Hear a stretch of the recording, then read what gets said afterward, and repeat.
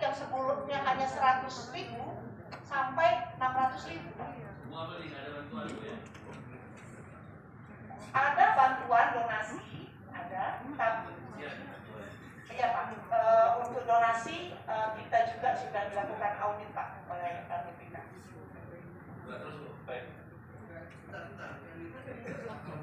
Ya. Ini alatnya, karena itu kebutuhan rumah sakit Abdul Muluk, kan gitu. Makanya kita perlu tahu. Iya Pak.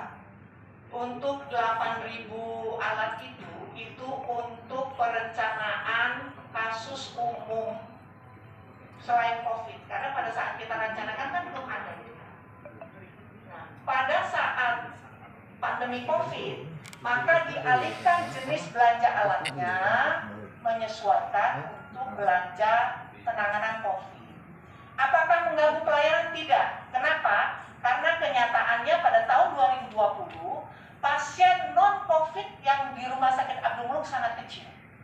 Sehingga pada tahun 2020 walaupun alat itu tidak kita laksanakan, tidak kita beli, tidak mengganggu pelayanan secara umum karena kasus non-COVID rendah. Sangat kecil karena semua mana yang sakit dikatakan COVID. Nah, izin bidan. Mesin dosen ini apa bukan? Dosen.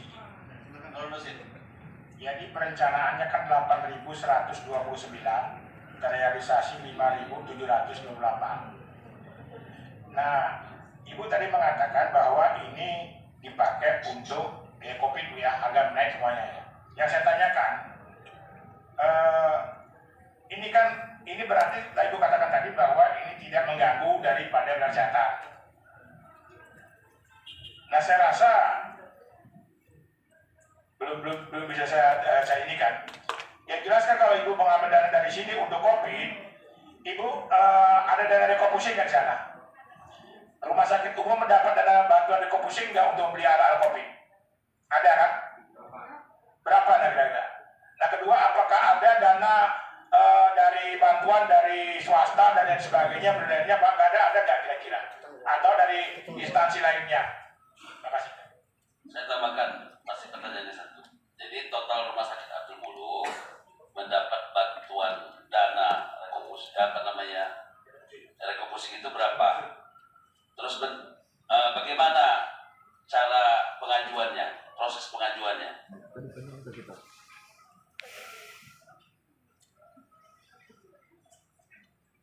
Anggaran Rumah Sakit Abdul Muluk yang dilakukan refocusing pada tahun 2020 adalah 19.324.019.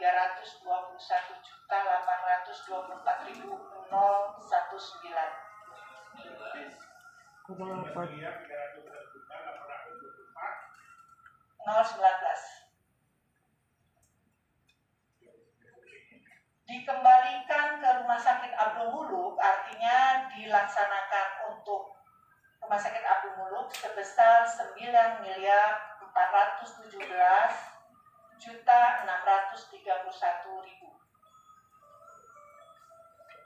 Digunakan untuk belanja peralatan kesehatan habis pakai COVID dengan pagu anggaran 1.620.136.500.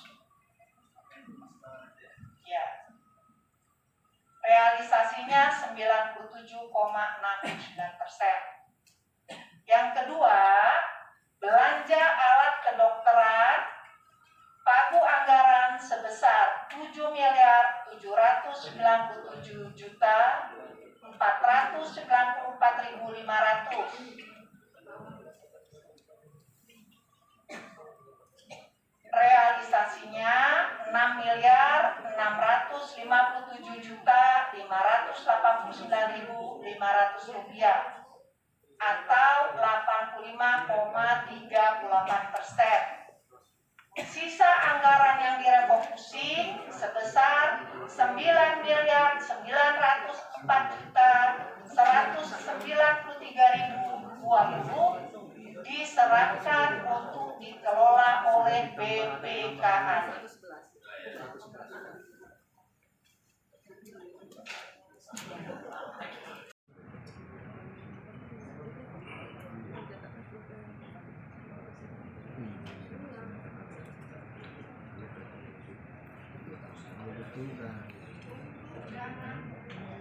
Izin menjawab Pak. Untuk dana BTT 1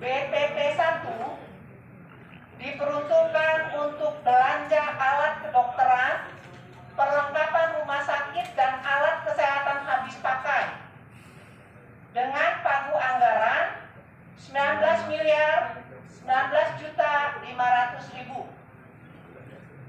Realisasi sebesar 16.560.413.539 atau 87,63%.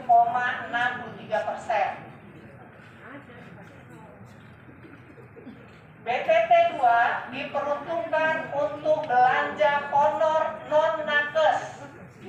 Seperti kita tahu, untuk nakes sudah dianggarkan oleh Kementerian Kesehatan pada tahun 2020. Nah, ini honor non-nakes sebesar 900 juta direalisasikan 850.900.000 atau 94,54%.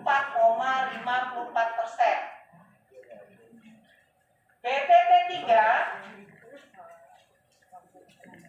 diperuntukkan untuk belanja honor TKS perawat ruang isolasi. Jadi ruang isolasi kita dengan peningkatan pasien, maka perawat TKS kita tempatkan di situ. Sebagai bentuk penghargaan, maka diberikanlah honor dengan pagu 198 juta, realisasi 100%. Batal puasa. Jadi ada pertanyaan dari teman sekalian personil tadi. Ya, silakan. Oke Pak, nanti dicatat yang sudah yang kemudian untuk BTT 4 diperuntukkan untuk belanja alat kesehatan sebesar 637 juta direalisasikan sebesar 637 juta atau 100%. Untuk 198 juta ini Pak, honor untuk TKS itu angkanya menyesuaikan honor yang diterima oleh PTHL 1 bulan, 1,8 juta.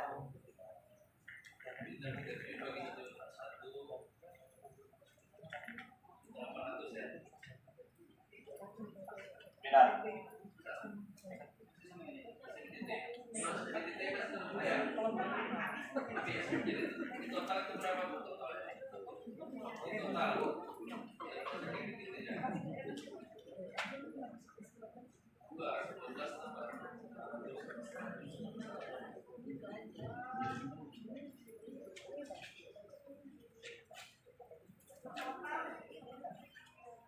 Total BTT tahap 1, 2, 3, dan 4 yang diterima 20.754.500.000. Realisasi 18.246.313.539. Sisa anggaran 2.508.186.461. Kita kembalikan Pak. Ya, ke BPKAD.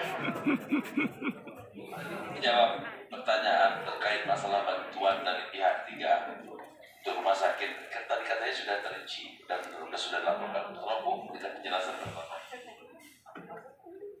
Untuk donasi atau bantuan selama tahun 2020, Rumah Sakit Abdul Muluk tidak menerima dalam bentuk tunai. Jadi yang kita terima adalah dalam bentuk barang, baik makanan untuk nakes maupun alat kesehatan dan BHP. Nah, itu sudah kita laporkan dan sudah kita jilid donasi itu beserta bukti-bukti distribusinya, Pak. Jadi kita tidak menerima dalam bentuk tunai. Terima kasih. Mungkin ini dikasih ke kita. Dikasih ke sana, di sini.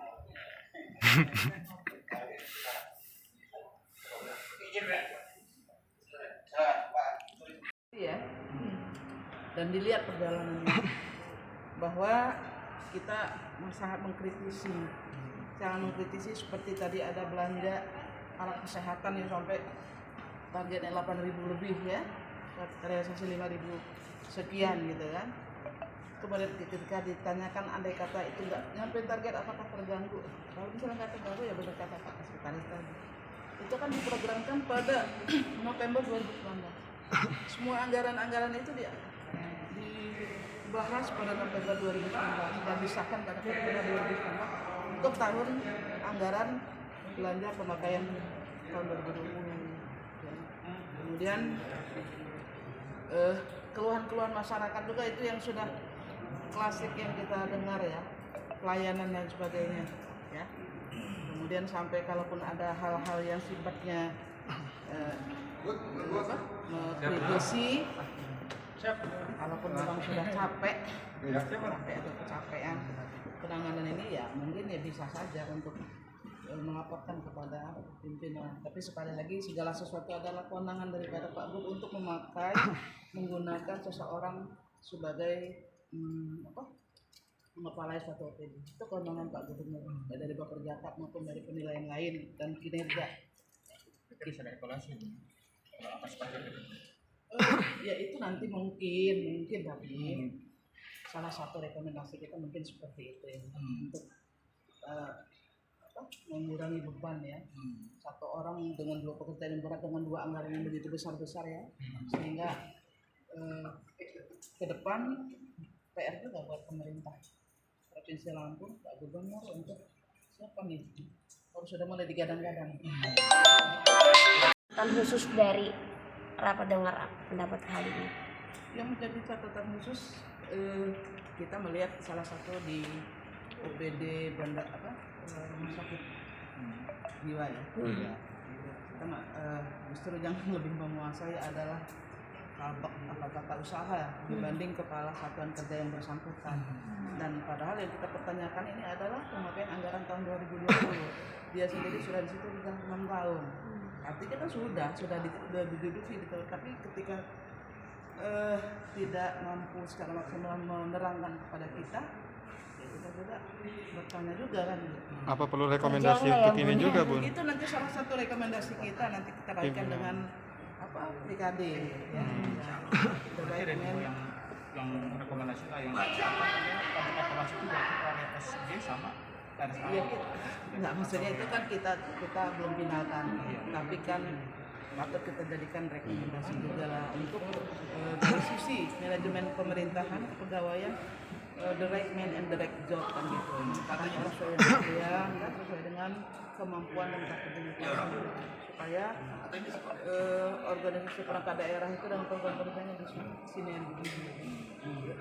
Berarti masih banyak kepala OPD yang kurang menguasai di bidangnya, Bun ya. Kalau itu dari dulu kalau Anda bisa lihat catatan kami rekomendasi DPRD Pansus RKP di tahun 2020 masalah kan pada SDM dulu.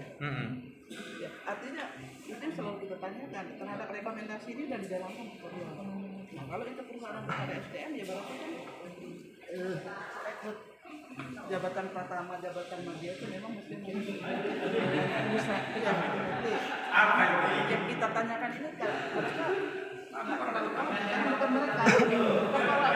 mereka yang Kesra ngomong aja jadi memang sekali lagi ke depan memang SDM kita yang perlu ditingkatkan termasuk rumah sakit umum SDM kurang dokter kurang perawat dan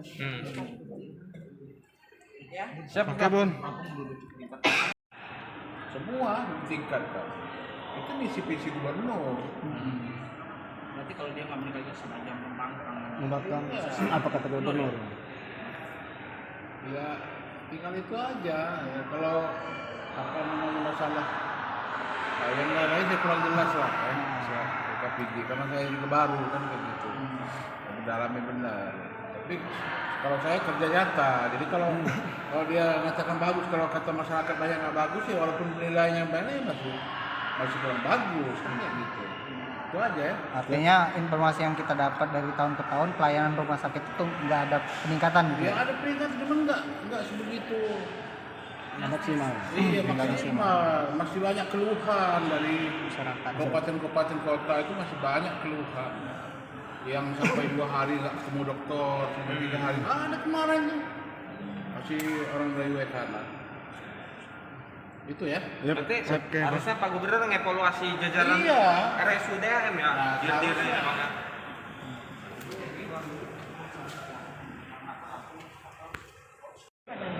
Kami anggota. Bun terkait LKPJ tadi Bun? Kenapa? Terkait banyak anggota pansus yang tadi kurang menerima gitu jawaban dari Bunda, katanya kurang konkret gitu terkait anggaran keluar masuk khususnya di RSUDM. Oh iya, kita bicara berdasarkan data. Ya, jadi kalau sudah ada data ya silakan, nanti kalau mau lihat datanya kan kita sudah sampaikan juga. Ya, jadi bagi kami ya yang penting kami sampaikan. Kalau nanti bisa percaya atau tidak itu ya silakan dilihat, kan datanya ada. Nggak mungkin kita berbicara tanpa data. Bun, satu Bun terkait masalah pelayanan publik, pelayanan rumah sakit yang dinilai buruk. Itu tanggapan Bunda seperti apa? Ya, kalau saya sih tidak terima ya dinilai buruk, kan tidak semuanya orang yang berobat itu mendapat pelayanan yang buruk. Mungkin kalau kita lihat bisa dihitung lah yang buruk itu berapa, yang puas, yang pulang dengan sembuh juga berapa. Ya memang biasanya karena nilai setitik itu rusak susu pebelanga itu kan ada pepatah ya. Tapi yang namanya kritikan masukan ya kita kalau orang yang mau maju itu harus kita terima. Ya, tapi kalau 1-2 mungkin pelayanan kami yang kurang puas ya kita terima. Kan sulit untuk memuaskan seluruh orang yang datang dengan memang kami keterbatasan SDM ya dan lain-lain. Jadi kita terima dengan lapang dada saja, dan sekali ingin saya sampaikan ya tidak semua yang datang ke Rumah Sakit Agung Mulu itu mendapatkan pelayanan yang buruk. Ya, mungkin kok dihitung pasti lebih banyak yang puas, mungkin 1-2 yang tidak puas ya wajar. Ya, jadi gitu aja. Bunda, sampai saat ini Bunda yang kena COVID harus balik ini ada berapa jumlahnya Bunda? Udah 1.282 sampai jam 8 tadi pagi. Kalau untuk isolasinya sendiri atau penanganannya sendiri? Iya, yang udah pulang ada lebih kurang 124 orang sudah kita pulangkan karena sudah selesai isolasi dan PCR-nya sudah negatif ya. Jadi saat ini sisanya yang masih kami rawat di tempat-tempat isolasi. Oke. Boleh tahu nggak warga mana aja itu? Ya kan tadi sudah ya. Jadi warga yang paling banyak dekat itu Jawa Barat, Banten, DKI, Lampung juga ada ya. Dan Jawa Tengah ada DIY, ya hampir semuanya seluruh Indonesia ada, tapi tidak sampai 34 provinsi ya, hanya beberapa. Tadi saya lihat kalau nggak salah 10 provinsi, Sumatera hampir semua, dari mulai Aceh, Medan, ya Bengkulu, Jambi, ya ada, dan juga sampai ke Bangka Belitung ada, ya, dan Lampung sendiri tadi juga saya sampaikan ada. Oke? Kasih Bun. Ya, Terima kasih Bunda.